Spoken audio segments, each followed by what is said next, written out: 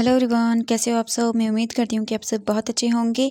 अगर आप चैनल पे नए आए हैं तो प्लीज़ चैनल को सब्सक्राइब कर लीजिएगा और वीडियो पसंद आती है तो वीडियो को लाइक और जितने भी वांगशन लवर्स हैं उनके साथ शेयर कर दीजिएगा। ओके, तो चलिए फिर आज मैं आपके साथ वांगशन फैन फिक्शन माई ओमेगा कॉन्क्यूबाइन का नेक्स्ट पार्ट शुरू करती हूँ। इससे जो पहले वाला पार्ट था उसमें हमने देखा था कि लायन सेजन ने जियांग जेंग को अपने फोरहेड रिबन से बांध दिया था। जियांग जेंग ने अपने पावर्स का यूज़ करके लायन सेजन को बेहोश कर दिया था, लेकिन वो अपने आप को छुड़ा नहीं पाया उस फोरहेड रिबन से। वहीं दूसरी तरफ हम विंग को देखते हैं। वी यिंग जब अपने ओमेगा क्वार्टर में था तो वैन चाओ वहाँ पर आ चुका था, लेकिन वैन चाओ इससे पहले कि वी यिंग के साथ कुछ कर पाता वहाँ पर वांग जी आ जाता है और वांग जी वैन चाओ से लड़ते हुए उसे बाहर ले जाता है, क्योंकि अंदर वी यिंग था और वो दो अल्फा फेरोमोन से इफेक्ट हो रहा था, जिस वजह से उसकी हालत खराब हो जाती और भी ज़्यादा। वैन चाओ को बाहर ले आता है और उसके साथ लड़ता है। वांग जी अपनी पावर का यूज़ करता है, जिससे वो दोनों ही वहीं पर लड़ते हुए बेहोश हो जाते हैं। ओमेगा क्वार्टर्स को जो लोग गार्ड करते थे उनमें से एक गार्ड ने वांग जी और वैन चाओ को ऐसे लड़ते हुए देख लिया, और जब वो देखता है ऐसे उन दोनों को लड़ते हुए तो वो घबरा जाता है और जल्दी से वो लायन किरण के रूम के पास जाता है, डोर को नॉक करता है। लायन किरण अंदर सोया हुआ था। जब वो नॉक की आवाज़ सुनता है तब वो उठता है, जाता है, डोर ओपन करता है तो देखता है कि वहाँ पर एक गार्ड खड़ा हुआ है। लायन किरण बोलता है हाँ।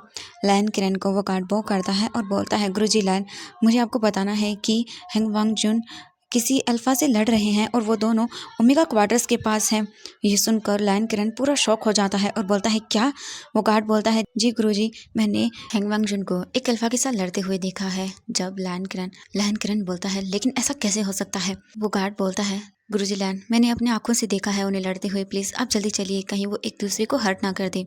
लायन किरण बोलता है ठीक है, मुझे ये बताओ लैन सीजन कहाँ है। वो गार्ड ये सुनता है तब बोलता है गुरुजी लैन, मुझे नहीं पता कि राजकुमार लैन सीजन कहाँ है। हमने उन्हें भी ढूंढा था पहले, लेकिन वो हमें नहीं मिले, इसीलिए मैं आपको बताने के लिए आया हूँ। लैन किरण ये जानकर तो और भी गुस्से में आ जाता है और बोलता है ठीक है, जाओ जल्दी से लैन सीजन को ढूंढो और उसे मेरे सामने लेकर आओ। मैंने कहा था उन दोनों से कोई गड़बड़ नहीं होनी चाहिए, लेकिन ये दोनों क्या कर रहे हैं, इन्हें भी मुझे सजा देनी पड़ेगी लगता है। ये बोलकर वो बोलते हैं ठीक है, तुम जाओ और मुझे बताओ वो कहाँ है। इसके बाद वो गार्ड लैन किरण को बता देता है कि उसने वांग जी को कहाँ देखा है। लैन किरण फिर अपने रूम से बाहर निकलता है। वो गार्ड लैन किरण को वो करता है और लैन स्टेशन को ढूंढने के लिए वहां से चला जाता है, और उसके बाद लैन किरण वहां जाने लगते हैं जहां पर उस गार्ड ने बताया था कि उसने वांग जी को देखा है। लैन किरण जब वहां पर पहुंचते हैं तब अपने सामने का सीन देखकर शॉक हो जाते हैं। वहां पर एक और गार्ड खड़ा हुआ था। लैन किरण आता है वहां पर और देखता है एक साइड में वांग जी बेहोश गिरा हुआ था और दूसरी साइड में वैन चाओ गिरा हुआ था।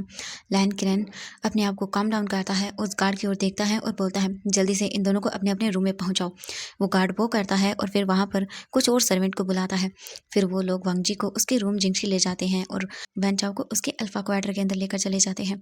गुरुजी लैन फिर उस गार्ड को बोलता है जाओ जल्दी से वैद को बुलाकर लेकर आओ। वो गार्ड उन्हें वो करता है और वहां से एक वैद को बुलाने के लिए चला जाता है। दूसरी तरफ सब लोग लैन सीजन को ढूंढ रहे थे, लेकिन उन्हें लैन सीजन कहीं भी नहीं मिलता है। अब वो गार्ड हर एक रूम को चेक करना शुरू कर देते हैं। ऐसे ही वो गार्ड्स चेक करते हुए जैंग चैंग के रूम के पास भी आते हैं, और जैसे ही वो डोर को नॉक करने वाले थे तब वो देखते हैं कि रूम रूम का डोर तो ओपन है। फिर वो गार्ड बोलते हैं राजकुमार लैन सीजन, क्या आप अंदर हैं। लेकिन उन्हें कोई भी आवाज़ नहीं आती। वो सर्वेंट काफ़ी बार नॉक करता है और बार बार वो आवाज़ भी देता है, लेकिन उसे जब कोई भी अंदर से आवाज़ नहीं आती तब फिर वो हिम्मत करके अंदर चला ही जाता है और वो बोलता है राजकुमार जियांग, क्या आप अंदर हैं। प्लीज़ अगर आप अंदर हैं तो प्लीज़ मुझे जवाब दीजिए। लेकिन अंदर से कोई आवाज़ नहीं आती। तो फिर वो गार्ड अंदर जाता है और सभी रूम्स को ओपन करके देखता है। वहीं दूसरी तरफ जब वो उस रूम का डोर ओपन करता है तो वो अपने सामने का सीन देखकर शॉक रह जाता है, क्योंकि लैन सेजन जियांग चैंग के ऊपर लेटे हुए थे और उसे टाइटली पकड़े हुए थे। जियांग चैंग के हाथ लाइन से चैन के फोरहेड रिबन से बंधे हुए थे। वो गार्ड तो पूरा सरप्राइज ही रह जाता है और बोलता है सेबू जुन, ये सब।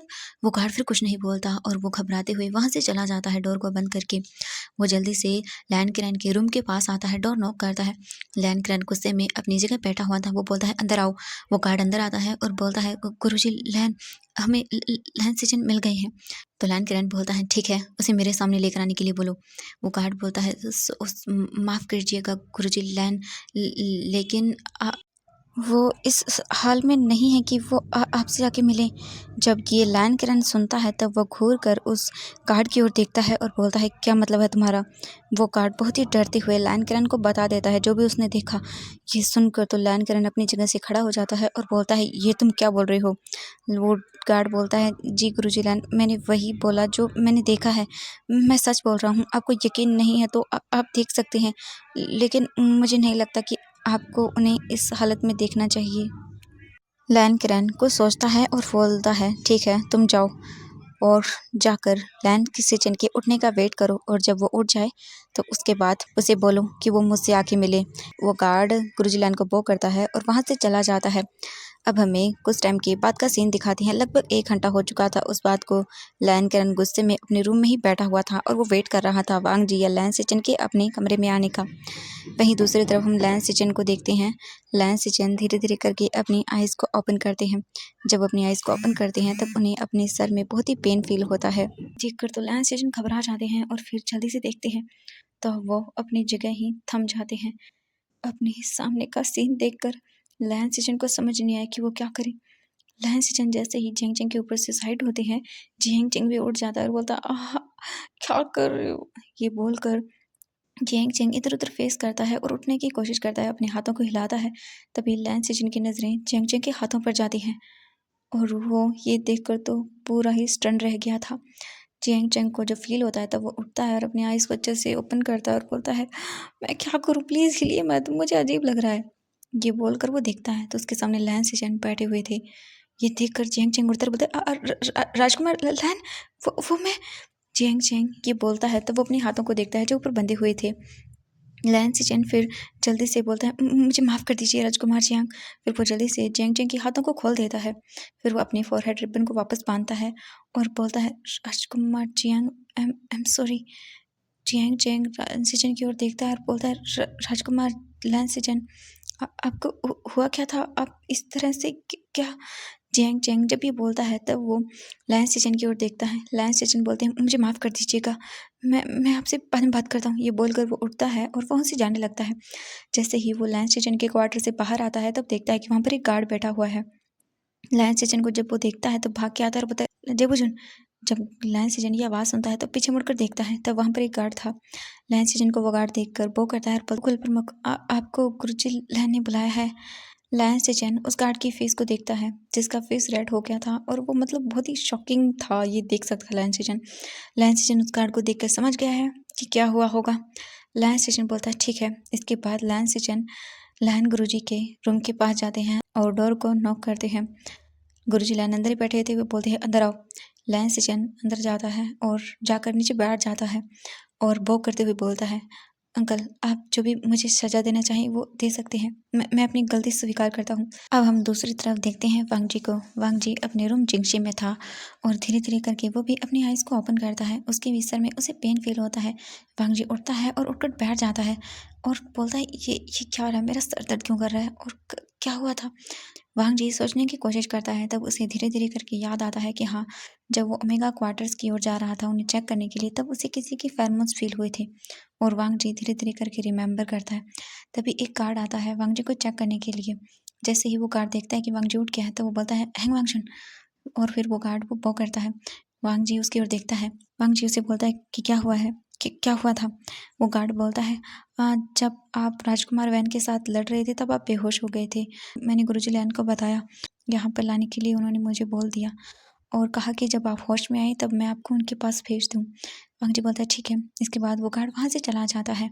अब हम देखते हैं वांग जी उठता है और सोचता है कि हाँ पक्का कुछ तो गड़बड़ हुई है। वांग जी फिर वहीं पर बैठा रहता है। फिर वो उठता है, रेडी होता है और फिर वो अपने अंकल के रूम के पास जाता है और डोर को नॉक करता है। लैन केरन बोलते हैं, अंदर आओ। वांग जी फिर अंदर जाता है तो देखता है कि उसके जो ब्रदर हैं वो नीचे बैठे हुए हैं और वो सिर को झुकाए हुए हैं। वांग जी जाता है और अंकल को बो करता है। लैन केरन फिर बोलता है, सिचन तुम जाओ, तुम्हें मैं बाद में बताता हूँ सब चीज़ें। लैन सिचन बो करते हैं और फिर वांग जी की ओर देखते हैं और वहाँ से चले जाते हैं। लैन सिचन के जाने के बाद वांग जी जल्दी से अपने अंकल के सामने ही घुटनों के बल बैठ जाता है और बोलता है, अंकल आप जो भी मुझे सजा देना चाहें वो दे सकते हैं, मुझे अपनी हर गलती मंजूर है। मैंने कुछ भी गलती की है तो आप मुझे उसकी सजा दे सकते हैं, मुझे अपनी गलती स्वीकार है। गुस्से में लैन केरन वांग जी को देखता है और बोलता है, वांग जी मुझे तुमसे ये उम्मीद नहीं थी और ना ही मुझे सिचन से थी। तुम दोनों ने ही मुझे निराश किया है। मैंने नहीं सोचा था कि तुम दोनों इस तरह से ये सब चीज़ें करोगे। तुम दोनों ने बहुत बड़ी गलती की है वांग जी। मैंने कभी नहीं सोचा था कि मेरे इतने काबिल नेफ्यू मुझे कभी अपनी फैसले पर रिग्रेट फील करवाएंगी। मैंने कभी नहीं सोचा था वांग जी कि तुम दोनों मुझे अफसोस फील कराओगे कि मैंने गलती की तुम दोनों को जिम्मेदारी देके। मुझे वांग जी अब कुछ नहीं सुनना है। तुम 5 दिन तक सिक्लूजन में रहोगे। 5 दिन के बाद ही तुम वापस आओगे और उसके बाद ही मैं तुम्हारी कोई बात सुनूंगा। मैं नहीं चाहता कि तुम दोनों दोबारा से कुछ ऐसी गलतियां करो। तो जाओ वांग जी और सिक्लूजन में 5 दिन बिता कर आओ और सभी रूल्स को 200 बार कॉपी करो तुम। वांग जी इसके बाद अपने अंकल को कुछ नहीं कह पाता। उसे तो पता भी नहीं कि क्या हुआ है और क्या नहीं। वांग जी जितना हुआ है उतना ही जानता है। इसके बाद वांग जी अपने अंकल को वो करता है और बिना कुछ कहे बिना कुछ बताए वहां से चला जाता है। लैन करेन फिर इसके बाद उठता है और वो वेंचो के पास जाता है और उससे भी बातें करता है।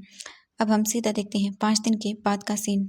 वांग जी अपने सिक्लोजन से बाहर आता है और जब वो सिक्लोजन से बाहर आया तो वो देखता है कि गुसु को इतने अच्छे से डेकोरेट किया जा रहा है, वो भी रेड और गोल्डन टायर में।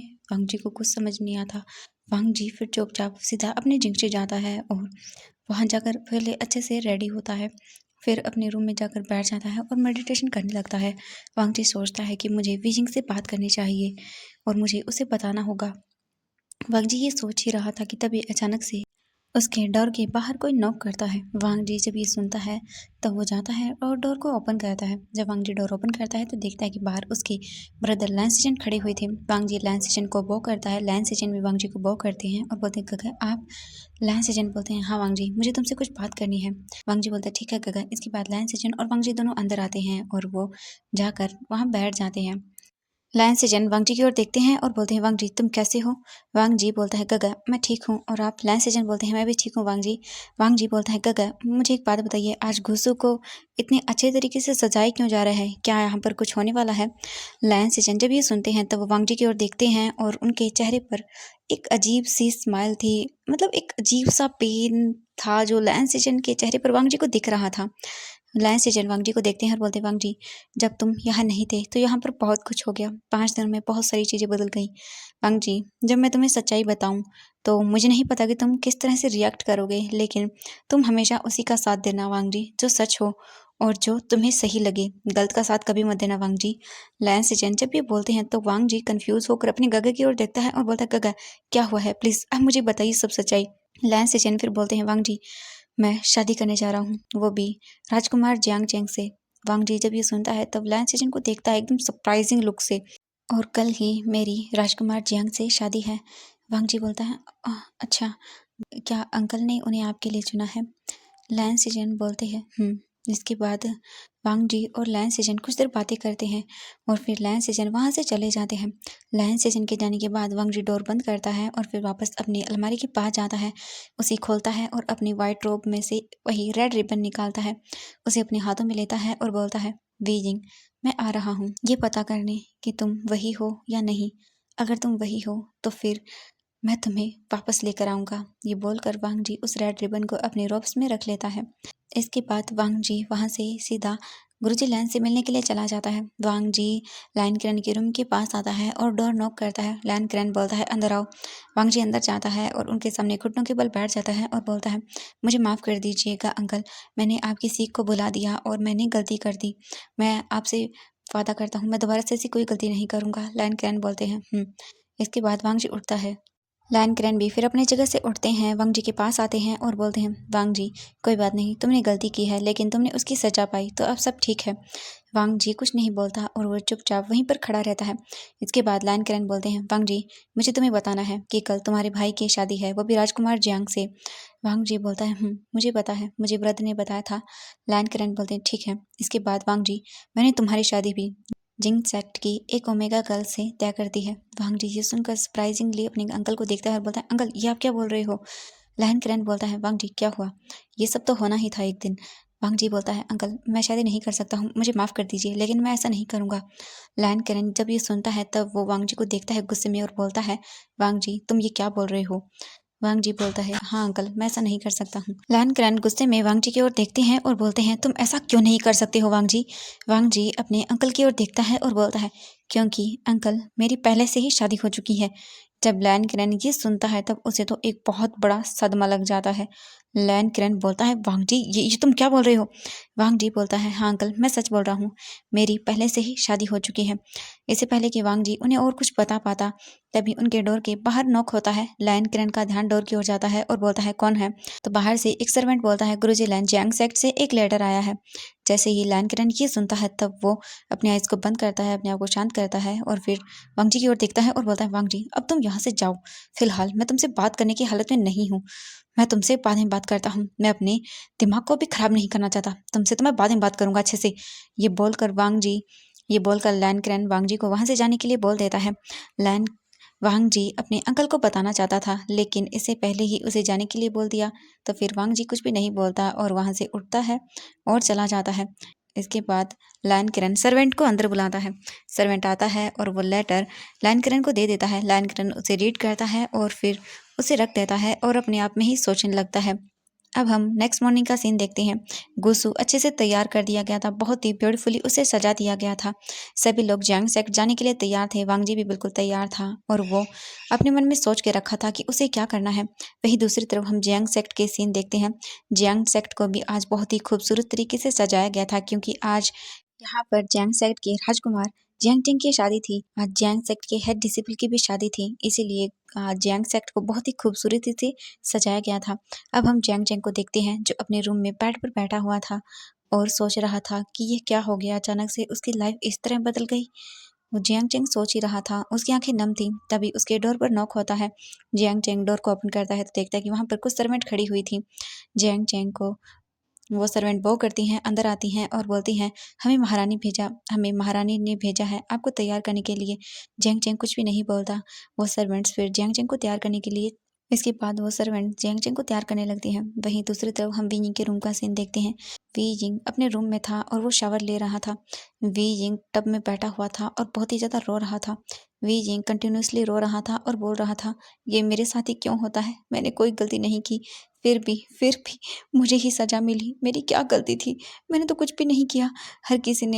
मेरी किसी ने बात नहीं सुनी, हर एक ने उसी चीज को सच माना जो देखा। मेरी तो एक बार भी किसी ने मेरी बातों को तो एक बार किसी ने सुनना भी जरूरी नहीं समझा। मैं क्या करूं, क्या दुनिया ऐसी ही होती है? अगर मैंने ये सब किया तो फिर मेरी लाइफ तो और भी ज्यादा खराब हो जाएगी। मैं कैसे करूं ये सब चीजें? तभी वी जिंग के रूम के बाहर नॉक होता है। वी जिंग अपने आप को संभालता है, जल्दी से अपने आंसुओं को वाइप करता है, अपने आप को अच्छे से क्लीन करता है, जल्दी से रोब्स को पहनता है और डोर ओपन करता है। वी जिंग जब डोर ओपन करता है तो देखता है कि बाहर महारानी यू खड़ी हुई थी। वी जिंग उन्हें बो करता है। मैडम यू अंदर आती है और उन सर्वेंट को देखती हैं और बोलती हैं ये तुम्हें तैयार कर देंगी, अच्छे से तैयार हो जाओ। और इतने शक्ल पर 12 क्यों बजा के रखे हैं तुमने, तुम्हें तो खुश होना चाहिए, तुम्हारी शादी इतने बड़े सेक्ट में हो रही है। ये बोलकर मैडम यू वहां से चली जाती हैं। इसके बाद वो ओमेगा सर्वेंट वी जिंग को लेती हैं और वहां बैठा देती हैं ड्रेसिंग टेबल के सामने और बोलती हैं आपको तैयार होना होगा, सबसे पहले आप जाइए और बात ले लीजिए। वी जिंग कुछ नहीं बोलता, वो चुपचाप वहां से चला जाता है। तो एवरीवन आज के लिए बस इतना ही, मिलते हैं नेक्स्ट पार्ट में। तो आपको क्या लगता है आखिरकार वांग जी ने किससे शादी की और वी जिंग की शादी किससे हो रही है?